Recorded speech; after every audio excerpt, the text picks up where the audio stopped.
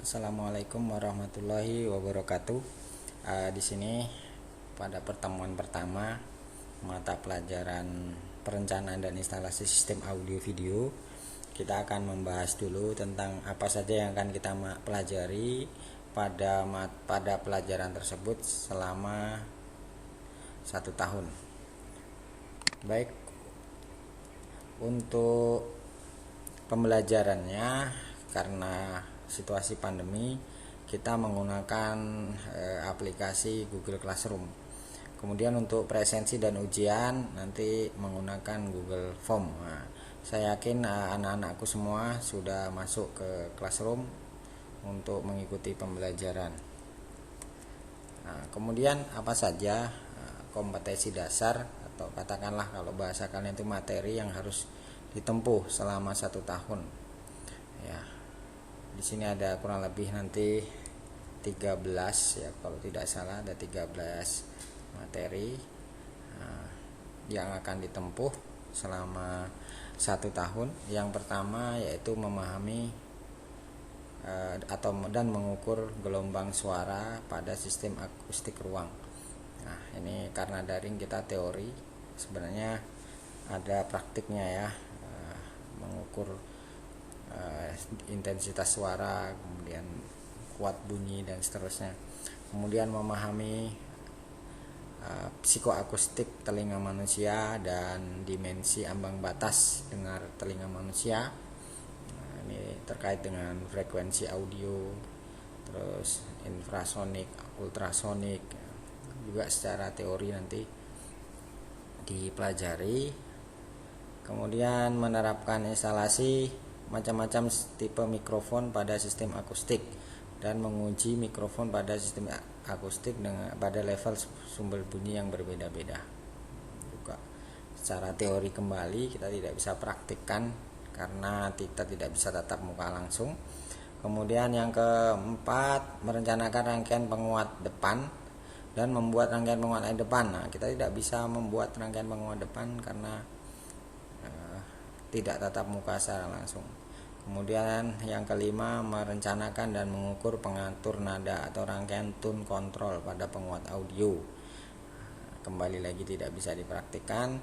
Kemudian merencanakan rangkaian dan mengukur rangkaian pencampur atau mixer audio. Yang ketujuh, merencanakan rangkaian penguat daya audio dan membuat rangkaian penguat audio.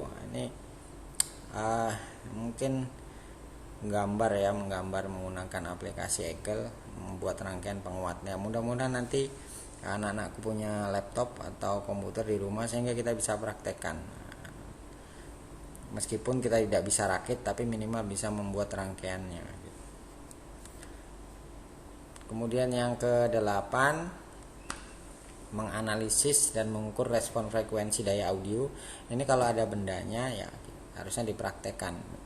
Kalau pada situasi normal, hasil dari rangkaian penguat daya atau ampli kalian tuh diukur. Kemudian yang ke-9, membuat rangkaian proteksi loudspeaker dan mengujinya. Nah, ini juga teori, nggak bisa dipraktekkan. Yang ke-10, merencanakan sistem akustik ruang kecil dan merancang sistem akustik ruang untuk keperluan ruang kecil. Yang ke-11, merencanakan sistem pengaturan dan merancangnya pada peralatan studio rekaman audio untuk kebutuhan ruang kecil. Yang ke-12, memahami dan menguji macam-macam mikrofon. Yang ke-13, memahami prinsip kerja dan menguji macam-macam loudspeaker. Jadi dari ke-13 ini yang akan kita pelajari selama 1 tahun, ya semoga bisa tercapai dengan keterbatasan yang ada.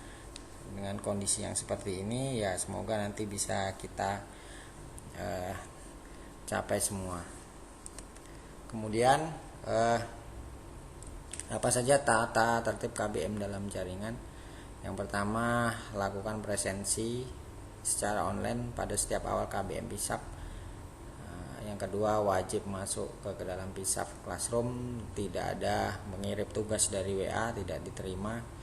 Kemudian kerjakan tugas yang diberikan dengan sungguh-sungguh hindari copy paste, terutama mengcopy pekerjaan temannya gitu ya. Kalau copy mungkin dari internet, dari sumber lain, ya silahkan. Mengumpulkan tugas pada waktu yang sesuai yang diberikan supaya nilai kalian maksimal. Yang keempat, jika terdapat kendala, sakit, tak ada paket, sinyal hilang, HP nggak ada, segera lapor ke wali kelas atau guru pengajar agar ditindaklanjuti. Yang kelima, siswa yang tidak hadir dalam KBM 2 kali berturut akan dilaporkan ke wali kelas atau guru BK agar segera ditindaklanjuti dengan pemanggilan orang tua. Kemudian teknik penilaian yang pertama, berdasarkan aspek satu, jawabannya benar gitu. Yang kedua, orisinal. Orisinal ini maksudnya ya menjawab sendiri, bukan jawaban teman dikumpulkan gitu. Yang ketiga, waktu pengumpulan.